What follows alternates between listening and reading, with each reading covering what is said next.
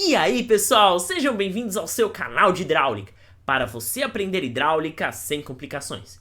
Já de antemão eu peço que vocês deixem o like nesse vídeo, se inscrevam no canal, ativem o sininho de notificações e se vocês tiverem qualquer dúvida, mande direct no Instagram ou comente aqui embaixo que dá na mesma. Se vocês quiserem que eu faça outros problemas, outras questões, também pode me mandar que eu resolvo, tá legal?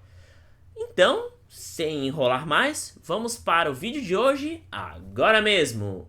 Na aula de hoje, nós vamos prosseguir com o conteúdo de escoamento permanente uniforme, que é um dos principais capítulos de Hidráulica 2 e praticamente o encerramento de Hidráulica geral.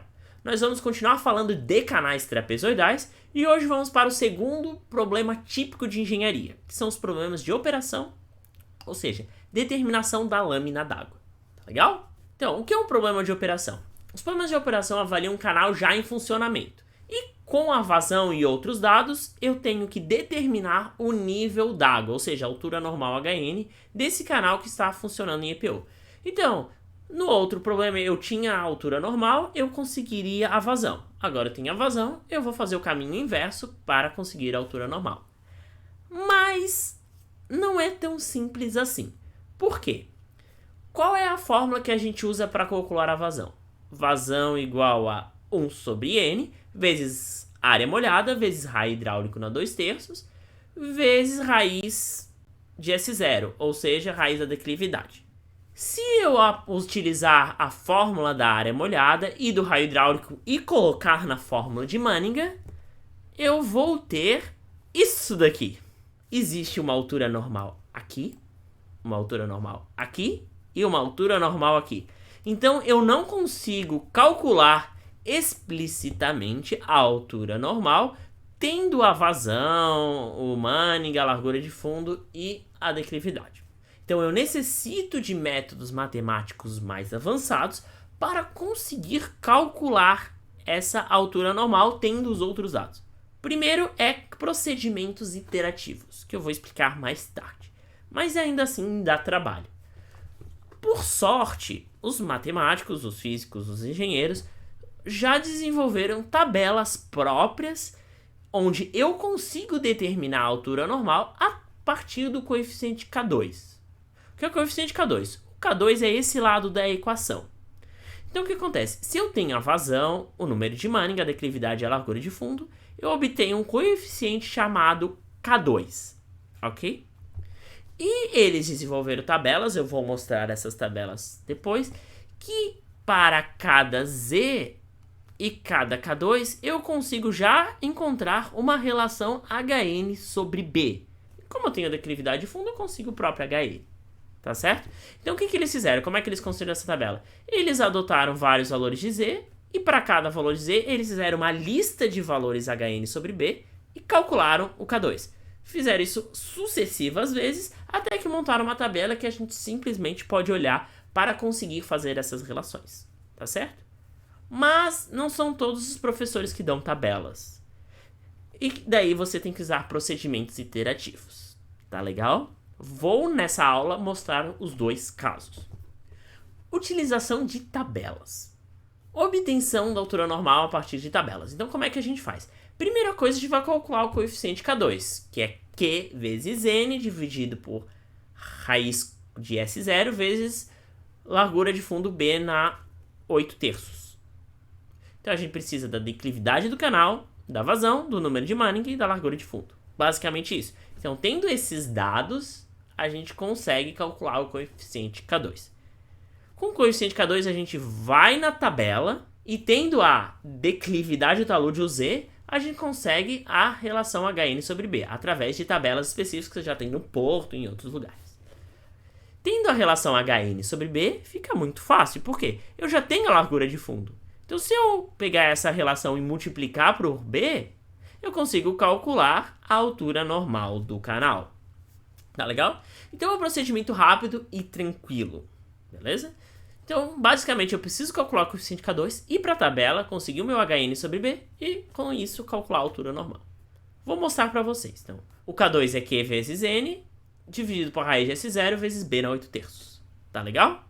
Tá, professor, por que K2? Cadê o K1? O K1 é utilizado em canais circulares. Então, o Porto, ele dá primeiro canais circulares e depois canais trapezoidais. Então, só estou mudando a ordem, tá legal? Mas, basicamente, basta calcular isso. Agora, vamos para a relação HN sobre B, que é a partir das tabelas. Então, eles desenvolveram essas tabelas, como eu falei. Então, o que eles fizeram? Eles pegaram o HN sobre B, que aqui tá Y, mas é HN, na minha anotação, e pegaram o Z. Então eles substituíram naquela fórmula gigantesca esses dois valores e montaram essa tabela aqui, que continua para cá. Vai ter um HN sobre B de 2,56 e um Z igual a 4. Agora, o que acontece? Como eu vou usar essa tabela? É simples. O meu objetivo é achar a relação HN sobre B. Então, se eu tenho um Z, por exemplo, de igual a 2, o que vai acontecer? Eu já calculei o meu K2 anteriormente, que é Q vezes N sobre raiz de S0 vezes B na 8/3.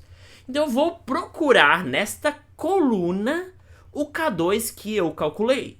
Por exemplo, 0,189. Então, eu achei 0,189. Então, o meu Z é 2 e com o K2 que eu calculei anteriormente dá 0,189. E com esse K2 eu vou achar minha relação HN sobre B. Tendo a relação HN sobre B, multiplico por B, eu consigo a minha altura normal. Tá legal? Tá, professor, uma dúvida. E se não tiver esse valor? Se, por exemplo, o meu Z for igual a 4, ok? E eu achar um K2 de 0,004. Não tem esse valor aqui. Simples. O 0,004 está entre 0,02 e 0,005. Então, o meu HN sobre B vai estar entre 0,02 e 0,04. Então, eu vou aproximar, não precisa fazer cálculos grandiosos. Se o meu K2 está mais ou menos no meio desses dois, então o meu HN sobre B vai estar mais ou menos no meio desses dois também. Ok? No exemplo que eu vou passar, não vai ter um K2 exato. A maior parte não vai ter um K2 exato. Então, eu vou mostrar isso mais claramente para vocês depois. Ok? Agora, vamos para o método iterativo. Esse procedimento iterativo é mais utilizado para canais retangulares, porque é mais rápido, dá para fazer à mão. Com canais trapezoidais, não dá para fazer à mão, é muito complicado. Não sugiro vocês fazerem isso. Se o professor de vocês pedir, processo é ele. Não, tô brincando. Mas daí eu posso tentar mostrar para vocês, mas eu não recomendo. É muito mais tranquilo, muito mais humano vocês calcularem para canais retangulares. Então eu vou mostrar esse procedimento para vocês. Ainda mais trabalhoso, é melhor usar as tabelas, tá legal? Mas vamos lá. Obtenção da altura normal por cálculo iterativo. Então a primeira coisa que a gente vai fazer é, que nem lá no cálculo iterativo em condutos orçados, adotar uma velocidade. A velocidade é a base de tudo. Então a gente vai adotar uma velocidade, fazer todo um procedimento e calcular outra velocidade. A gente vai pegar essa outra velocidade que calculamos, comparar com essa adotada, e se tiver igual, o cálculo acaba, e se não, eu vou continuar o meu procedimento iterativo. Professor, mais devagar, tá legal. Então, vou adotar uma velocidade, eu sugiro 1. Vamos pensar, eu tenho a vazão, eu tenho a velocidade. Se eu tenho a vazão e eu acabei de adotar uma velocidade, eu consigo a área molhada. Por quê? Através da equação da continuidade, vazão é velocidade vezes área molhada. Então, se eu tenho a vazão e adotei uma velocidade, eu consigo supor. Então, se eu tenho a vazão e uma suposta velocidade, eu tenho uma suposta área molhada. Ok? Tudo bem? Agora pense assim. Eu tenho uma área molhada. Eu tenho a largura de fundo. Então, eu consigo calcular a suposta altura normal. Como, professor? É um retângulo. Então, qual é a área de um retângulo? Base vezes altura. Então, a área molhada é base, largura de fundo, vezes a altura normal. Então, tendo a área molhada e a largura de fundo, eu consigo uma suposta altura normal. Mas o cálculo não acaba aqui, eu tenho que verificar. Então, eu tenho que calcular uma nova velocidade. Como é que eu calculo a velocidade? Manninger. V igual a 1 sobre N, já tenho N, vezes raiz de S0, já tenho a declividade, vezes raio hidráulico na 2/3. Então, eu preciso calcular o raio hidráulico antes de calcular novamente a velocidade. Então, vamos lá. Obter o suposto raio hidráulico. O que é raio hidráulico? Área molhada sobre perímetro molhado. Então, eu tenho que calcular o perímetro molhado. O perímetro molhado de um canal retangular é o quê? São as partes do escoamento que estão em contato com a parede, que é a base, a largura de fundo e as duas alturas. Então, é base mais 2 vezes HI.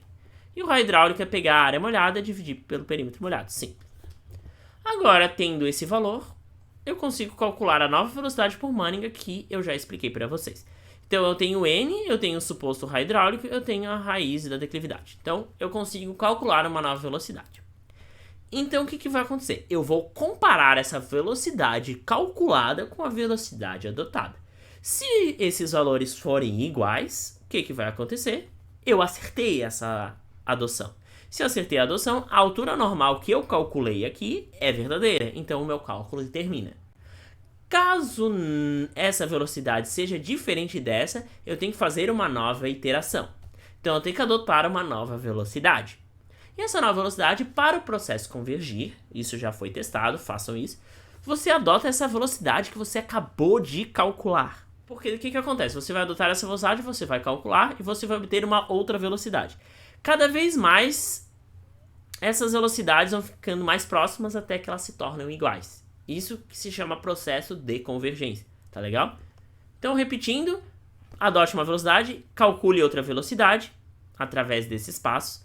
Se forem iguais, acabou o cálculo. Se forem diferentes, você adota uma nova velocidade. Então, você repete esse ciclo até que as duas velocidades sejam iguais, tá legal? Simples, né?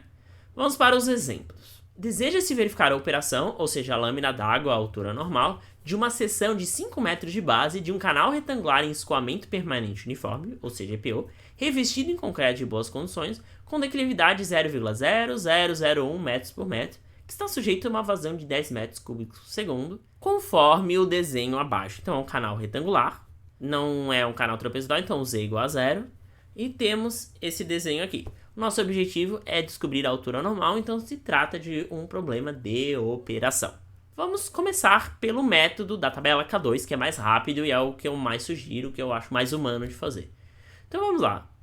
Para cálculo do coeficiente K2, eu tenho que usar essa fórmula. Eu tenho a vazão? Tenho. Eu tenho a declividade? Tenho. Eu tenho a largura de fundo? Tenho. Mas eu não tenho o número de Manningha. Então vamos calcular ele antes que a gente calcule K2. Segundo a descrição do exercício, é um canal de revestimento de concreto com boas condições, ok? Se eu olhar a tabela, essa tabela aqui, porque ele indica qual condição que é, eu vou procurar o canal de revestimento concreto, que está aqui, e com as boas condições. Então o N é 0,014. Com o N eu consigo calcular o meu K2. Então vamos substituir os valores, vazão é 10, N é 0,014, declividade é 10 a menos 4 e largura de fundo é 5. Então, o meu K2 fica 0,192, tá legal? Vou deixar esse valor salvo aqui, tudo bem? Com o coeficiente K2, eu vou calcular a minha relação HN sobre B. E isso se dá através da tabela. Então, eu vou pegar a minha tabelona. Eu vou procurar primeiro o quê? A declividade do talude. Como é um canal retangular, a minha declividade do talude é 0, não tem nenhuma componente horizontal. Tá certo? Eu vou procurar esse valor 0,192 aqui na minha tabela. Como vocês podem ver, não existe esse valor. Então o cálculo acaba, professor? Não.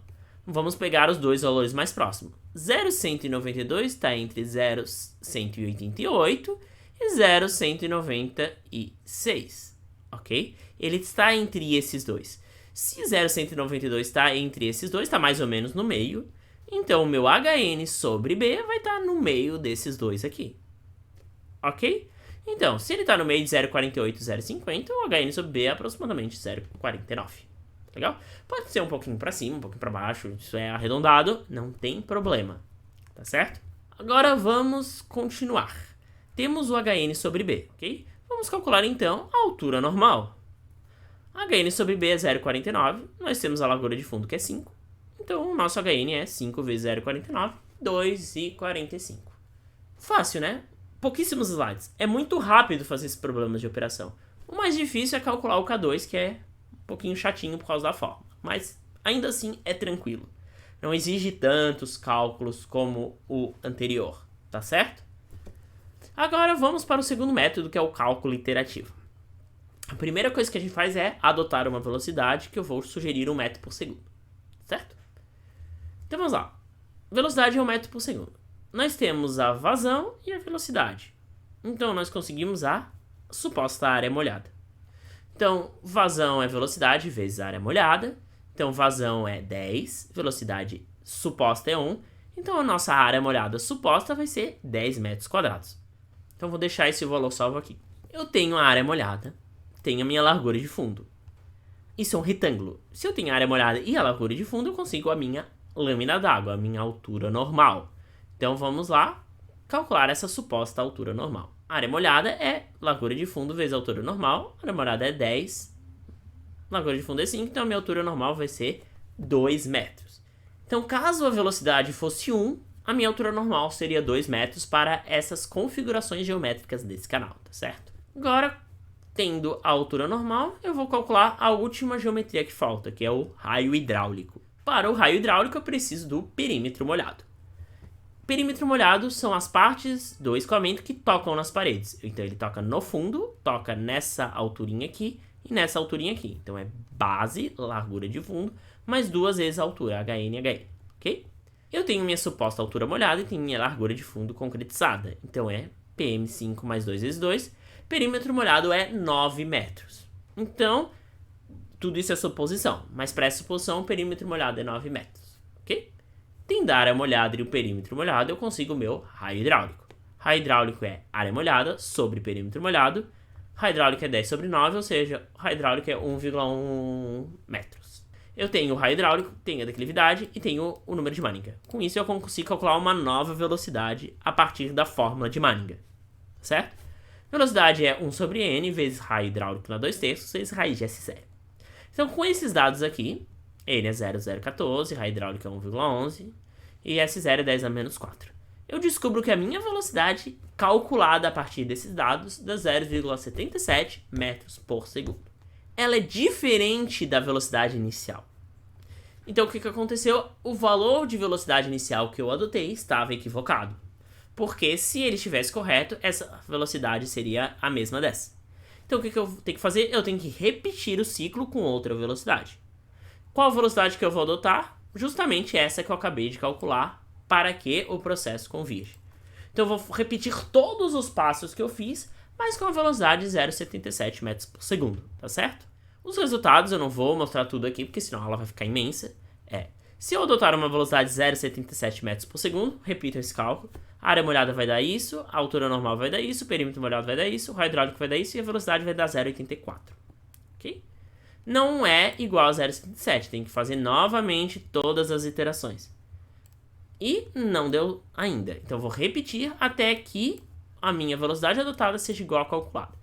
Se vocês observarem bem, os valores a cada iteração se aproximam. Por quê? Se você faz esse processo de substituir a adotada pela calculada, os valores vão se aproximando, eles vão convergindo, entendeu? Até chegar no valor exato. Como nessa iteração eu acertei o meu valor, a altura normal calculada é a correta. Que foi exatamente o valor que eu calculei pelo método das tabelas. Vamos voltar aqui para ver se chega. 2,45 metros. E é isso. Na próxima aula, nós vamos continuar com o assunto de canais trapezoidais e falar sobre o terceiro problema típico de engenharia, que é dimensionar um canal em EPO. Então a gente quer que um canal suporte uma determinada vazão, e para isso a gente tem que determinar a largura de fundo e qual lâmina d'água vai funcionar a partir dessa vazão. Tá certo? Então se você gostou dessa aula, não se esquece de deixar o like, se inscreva aqui embaixo, tirem as dúvidas e até a próxima!